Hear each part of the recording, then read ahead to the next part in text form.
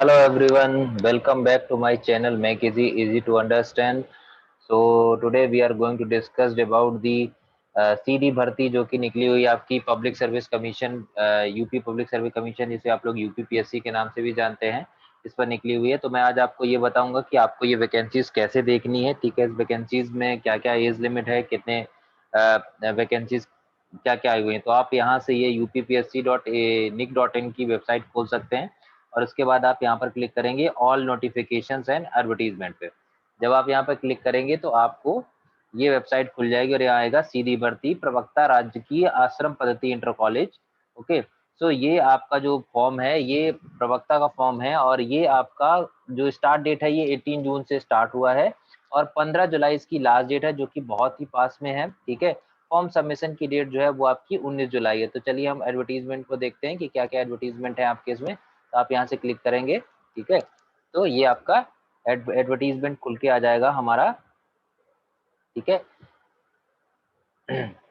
तो ये रहा आपका एडवर्टीजमेंट। ठीक है, तो एडवर्टीजमेंट खुल के आ जाएगा हमारे पास में कि क्या क्या नोटिफिकेशंस होता है। Then will see how to apply the vacancies, कैसे अप्लाई करनी है। क्लियर है, तो ये रहा आपका Uttar Pradesh public service commission का नोटिफिकेशन जो कि आपका लॉन्च किया गया था। ठीक है, जो कि बहुत पहले आपका लॉन्च हो चुका है। क्लियर है, तो अभी हम लोग इसमें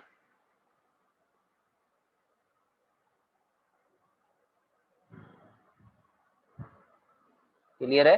सो आप लोग देखिए कि जो जो आपकी लास्ट ऑनलाइन सबमिशन डेट है वो आपकी सबमिशन डेट 19 जुलाई है। Submission date is 19 July. Okay, और स्टार्ट हो गया था ये 18 जुलाई को। ठीक है, नाउ हम लोग इसकी कुछ बात कर लेते हैं इंपॉर्टेंट पैरामीटर्स की। आपका जो नोटिफिकेशन है इसमें आप लोग देख सकते हैं। ठीक है, नोटिफिकेशंस में क्या है आपका कि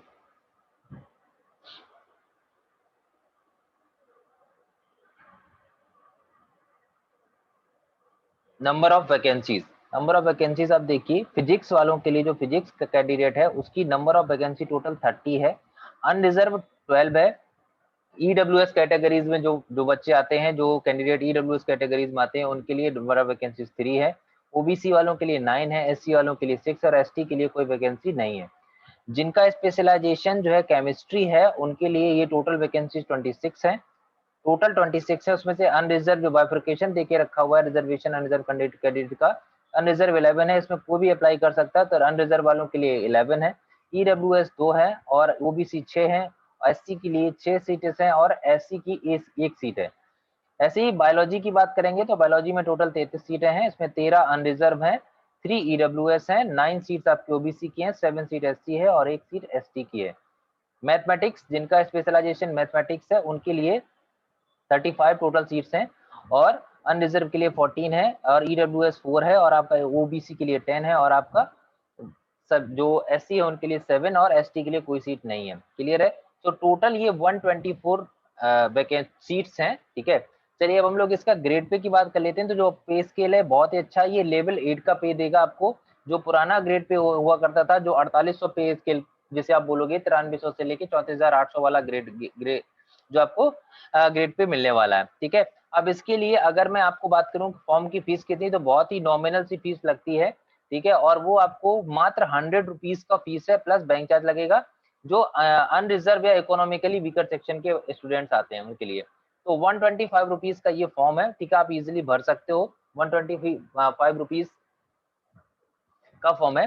शेड्यूल कास्ट के लिए ये फीस जो है 40 प्लस बैंक चार्ज लगता है। जो बैंक चार्ज है वो आपका कितना है, वो 25, तो टोटल 65 रुपए देना है आपको एससी और एसटी को। हैंडीकैप को ओनली 25 रुपए देना है, क्योंकि उनके लिए जो एग्जामिनेशन फीस है वो नील है। और केवल ऑनलाइन जो बैंक की प्रोसेसिंग फीस होता है, जो सर्वर जो फीस लेता है, जो बैंक जो फीस लेता है, वो आपको 25 रुपीज फीस सबमिट करनी है। ऐसे ही जो एक्स सर्विसमैन होते हैं, जो जो आर्मी वगैरह में कहीं जॉब करके आते हैं, उनको एक्स सर्विसमैन बोलते हैं, तो उन एक्स सर्विसमैन वालों के लिए भी 65 रुपीज की फीस है। तो बहुत ही नॉमिनल सी फीस है, कोई बहुत ज्यादा फीस की बात नहीं है। अब हम लोग बात करते हैं बहुत ही इंपॉर्टेंट कि एज लिमिट क्या होनी चाहिए इसके लिए। ठीक है, तो यूपी के जितने भी फॉर्म आते हैं उसमें एज लिमिट 21 ईयर से लेकर के आपकी रहती है 40 ईयर्स तक। क्लियर है, तो उसमें कोई प्रॉब्लम नहीं है और उसमें भी आपका जो रिजर्वेशन है वो अप्लाई हो जाता है। ठीक है, तो अब चलिए हम लोग देखते हैं कि रिजर्वेशन क्या देके रखा हुआ है। क्लियर है, and the second important point है एजुकेशनल क्वालिफिकेशन क्या इसमें मांगी गई है। देखिए एजुकेशन क्वालिफिकेशन क्या मांगी गई कि अगर आपको प्रवक्ता भौतिक शास्त्र, रसायन शास्त्र, गणित मतलब फिजिक्स, केमिस्ट्री और मैथमेटिक्स के प्रवक्ता के लिए अगर आपको अप्लाई करना है तो उसके लिए आपको डिग्री होनी चाहिए किसी भी विश्वविद्यालय से, भारत में विधि द्वारा स्थापित किसी विश्वविद्यालय से संबंधित विषय में स्नातकोत्तर उपाधि या सरकार द्वारा इसके समकक्ष मान्यता प्राप्त कोई डिग्री होनी चाहिए। ओके, तो आपको पीजी होना पड़ेगा इसके लिए, ठीक है, स्पेशलाइजेशन पीजी में ही होता है। तो इसलिए आपको, अगर आपका कहीं से एमएससी फिजिक्स है या आप एमएससी बायोलॉजी है या आप एमएससी मैथमेटिक्स है, वो होना चाहिए, ठीक है। जीव विज्ञान के लिए भी वही है कि भारत में विधि द्वारा स्थापित किसी विश्वविद्यालय से वनस्पति विज्ञान या जंतु विज्ञान में स्नातकोत्तर उपाधि या सरकार द्वारा इसके समकक्ष मान्यता प्राप्त डिग्री। ये तो हो गई आपकी इसेंशियल क्वालिफिकेशन, मतलब ये तो होनी होनी चाहिए।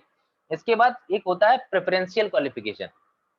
अब प्रेफरेंशियल क्वालिफिकेशन क्या बोल रहा है कि यदि कोई कैंडिडेट ऐसा है कि जिसने राज्य प्रशिक्षण विश्वविद्यालय या सरकार द्वारा मान्यता प्राप्त किसी प्रशिक्षण विद्यालय से एलटी डिप्लोमा या बीटी किया हुआ है, उसको वरीयता मिलेगी, जैसे आप कह सकते हैं, या उसने किसी भारत के किसी भी विश्वविद्यालय से बीएड की उपाधि ले रखी हो, ओके, तो उसको भी वरीयता मिल जाएगी।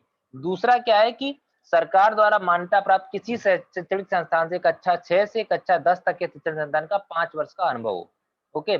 यदि बीएड की डिग्री है 5 साल का अनुभव, तो उसको वरीयता मिल जाएगी, मतलब प्रेफरेंशियल क्वालिफिकेशन है। एसेंशियल क्वालिफिकेशन इसकी क्या है कि आपका उस सब्जेक्ट में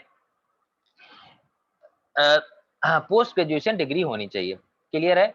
तो मैं एज लिमिट की बात कर रहा था, ये देखिए अगला पॉइंट जो है ना वो एज लिमिट का ही है। तो यहाँ पर आपको एज लिमिट दे रखी है, candidate must have age 21 year and must not cross the age of 40 years, okay. और यहाँ पर रिलैक्सेशन भी दे रखा है अपर एज के लिए, तो upper age limit shall be greater और 5 year for the candidate belong to schedule caste. अगर कोई एससी कैंडिडेट है तो उसके लिए 5 साल का रिलैक्सेशन है, मतलब वो 45 ईयर्स तक ये पेपर दे सकता है, ठीक है। एससी एसटी हो, शेड्यूल ट्राइब हो, अदर बैकवर्ड क्लास हो और स्किल प्लेयर ऑफ यूपी हो, classified game state government employ of UP including teachers staff of the basic Shiksha Parishad of UP and teacher staff of the government allied Madhyamik Vidyalaya of UP, that is they must have not been born before 2 July 1976, ठीक है। तो ये आपके लिए बहुत ही अच्छा opportunities है। I will recommend कि आप जो भी पोस्ट ग्रेजुएट कैंडिडेट्स हैं आप इसको फिल करिए, आप इसको अप्लाई करिए, ओके। सो आप इसको फिल करिए, मैं अगले वीडियो में आपको बताऊंगा कि कैसे इस फॉर्म को फिल करना है, ओके। बहुत ही ईजी और सिंपल सा फॉर्म है, ये नोटिफिकेशन आप यूपीएससी की वेबसाइट से डाउनलोड कर सकते हैं, ठीक है। तो अगर आपको मेरा चैनल, मेरी इंफॉर्मेशन समझ आई हो तो प्लीज इसे लाइक करें, सब्सक्राइब करें और शेयर करें। Thank you.